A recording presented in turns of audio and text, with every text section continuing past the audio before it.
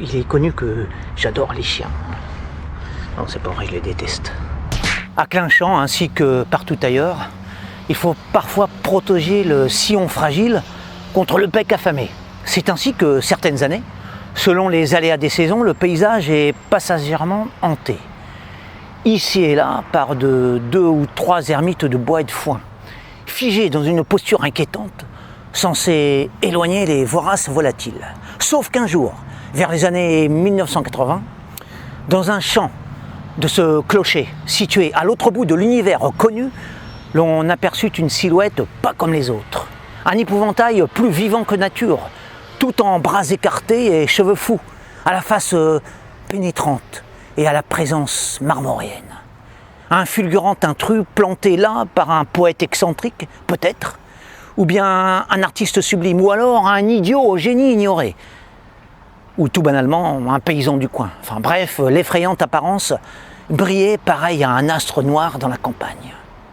Avec ses airs de pantin vivant, ses allures mi-humaines, mi-arbre, sa tête de prince, ses traits énigmatiques et son regard fixant mystérieusement l'horizon, la statue de paille en imposait. Inspirant effroi à certains, admiration à d'autres, son fantôme des labours apparaissait aux yeux de tous tel une véritable personne, tant le rêve qu'il incarnait ressemblait au réel. On venait le voir en pleine nuit, aussi bien sous le clair de lune que sous les plus épaisses ténèbres, comme s'il eût s'agi d'un devin, d'une auguste figure champêtre ou d'une représentation surnaturelle, entre légende immémoriale et féerie intemporelle. Était-ce un personnage doté de pouvoirs secrets, une sorte de prophète silencieux aux paroles oniriques et aux présages graves, une illustre compagnie aux effets fabuleux? Comment savoir? Le spectre repoussait les oiseaux, mais attirait à lui les gens curieux.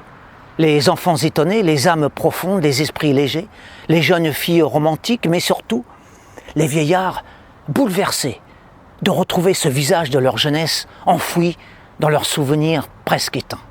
Visiblement, pour ces derniers, ce mannequin des vents était un revenant des temps anciens. Dans leur enfance, ils avaient déjà rencontré ce croque-mitaine des terres cultivées et des herbes hautes autour de ce même village. C'est dire si cette commune est vraiment très spéciale, bien que parfaitement inconnue du reste de la France.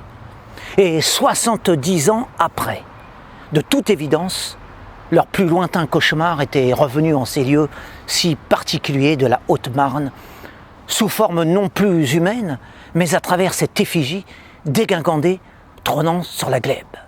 Eux seuls savaient qui se cachait en réalité derrière cette ombre vive, cette flamme soupirante, cette chandelle triste.